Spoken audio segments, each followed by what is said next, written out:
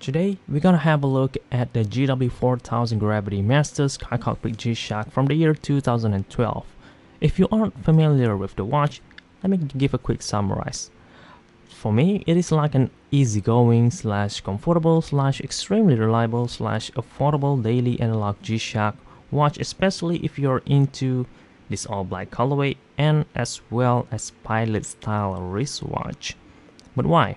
I'm gonna start with the price. It is affordable because if you were to buy one, it will only cost you 400 bucks back in 2012. That is, if you were to get one today, you only need to pay around 300 bucks, which is cheaper. And if you're okay to buy used conditions like I am, you only need to pay 100 bucks, which is extremely affordable for what it has to offer. Thanks to buyee.jp for making this possible. Buyee is a proxy shopping service website based in Japan. If you want to buy one like I am, use the link down in the description box and earn 1000 yen discount on your first order and be able to save more.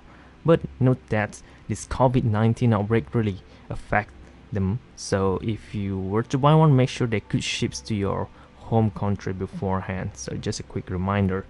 Next reason why this watch is so easygoing for me is that since this all black version came in mostly gray for the lettering, it helps to avoid distractions while I'm viewing the day, date, time, and even the dual time as well, and I find it to be super easy despite looking pretty intimidating when the time I've got it.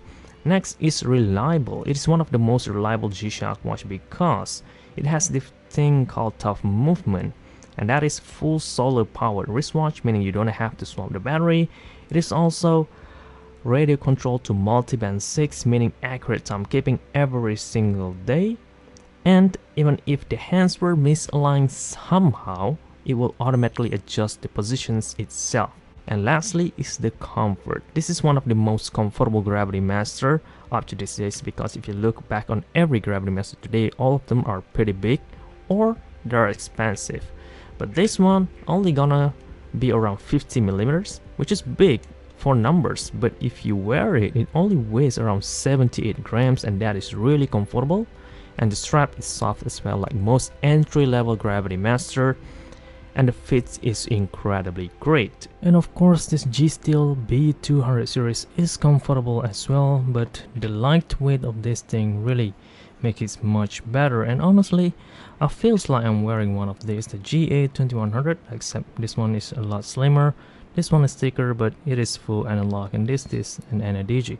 The closest Gravitymaster G-Shock watch that has somewhat similar appearance is this GW-4000 because of the small size, the lightness, and the simple basics feature. But this one, this Gravitymaster in carbon monocoque case, is times better than one of this. But the downside is that this thing is extremely expensive.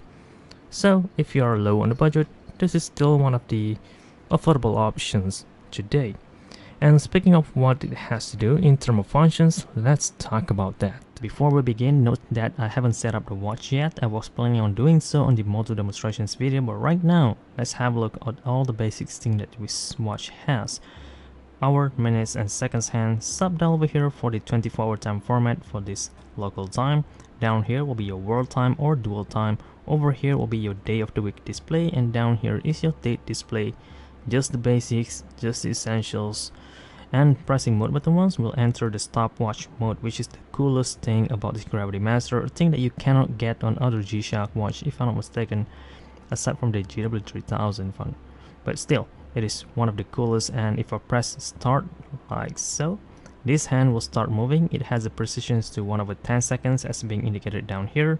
This dial will be your 1/1 seconds precisions, and this dial will be your 1/100 seconds precisions.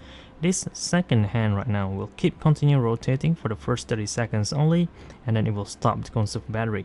But if you want to see it keep rotating again, just split time and it will continue going. And if you leave this mode, this watch will remember the spot that you left off and keep running in the background, and when you entered it back, this minutes hand will still continue to keep on going. Let me split time. You can see now 1/100 seconds precisions, 1/10 seconds precisions, and keep continue. Now notice that the minute part only goes to 24. That is because it only have a range to 24 minutes, and that's pretty much it. Next, you'll have a world time. Here the second hand will move to displaying the subdial time, in this case Paris time. Local time will be over here. If you want to swap time, just press this upper right button and hold it, and then you will swap between here, and then you are good to go. This watch will remember where you left off. And next we'll enter the alarm. In here you only have a single alarm with a snooze without a signal, just a regular alarm on or off, which could be set over here using the adjust button. If you want to turn this alarm on or off, just use the adjust button, just press this once. Let's see, now off, and if I press it again, it goes back to on, and that is all. Next, return back to home timekeeping, and last but not least, which is the bad thing about this GShock watch, for a price of 40,000 Japanese yen, this watch didn't have any LED lights at all, not even amber, not even white, just no backlighting except for luminous shot, and that's pretty much it. You only have to rely on the lume of this watch, which is, let's face it, didn't glows as bright, but you could, technically just use a flashlight to charge it back, and then you are good to go. But for a long time of usage, or if you're planning on use this while you're working at nighttime, I wouldn't recommend you to get this watch at all. So really knows what you are getting before you make the final decisions on getting one of these watch. Well, as you guys already see, it didn't have a lot of functions, and I'm guessing that's the reason why this watch aren't as popular, and the reason why the price drops so low. So knows what you are getting before you make your final decisions. But what makes this watch good is in the constructions. Keep in mind, again, this is an 8 years old Gravitymaster GShock. This is one of the first model that has triple G resistance, being gravitational shock resistance, centrifugal force resistance, and vibration resistance.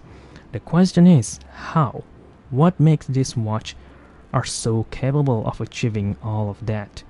Well, as any other Gravitymaster, it has a special design hands. In this case, the second hand was built in a way that it balances its own weight front and back, meaning it won't be affected with G-force as easily.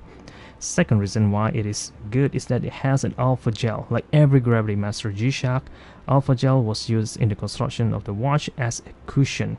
They placed one at the back and a few on the sides. They came in orange, and they are totally different from the rubber cushion that we got on normal GShock watch, and that's what makes them great at, I'm guessing, shock absorptions and vibration resistance as well. Next, this watch, the Gravitymaster, mostly, if not all of them, have washers around this screw bar on the sides, and I'm sure that could help with vibration resistance, securing the watch on your wrist the whole flight.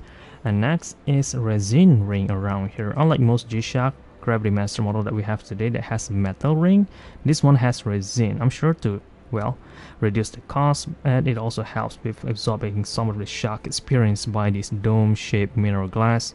Probably that will help with vibrations or shock as well. And last but not least is the most obvious, the padding on all the sides of this glass. First, you'll have this GShock and protection lettering, resin bezel, and then you have the mode indicator metal bezel around it with a brush and, in this case, gloss finish on the sides. This is in use condition, so you'll see a lot of use marks, but this metal bezel is what makes the watch feel solid when you wear it on wrist. And next, there's a resin guard on the side for side guard and also button guard at the same time. I love how the button looks and blends really well with the side cover. They're so cool. And last but not least is the back cover that comes in metal. As you guys could see here, it operates on Casio 5087 and GW-4000 reference number. And notice that for 100 bucks, you're getting a GShock solo wave sector watch, full analog, that is also fully made in Japan. And that is something really cool to have, especially if you are a collector. Note that every Gravitymaster series has the same concept, same capability, except they have different design, different material use, and different functions, and not to forget, different price points as well, as being demonstrated on this GW-1000, GW-2000, and GW-RB-1000. So guys, knows your priorities, budget, and most importantly, knows your Gravitymaster GShock.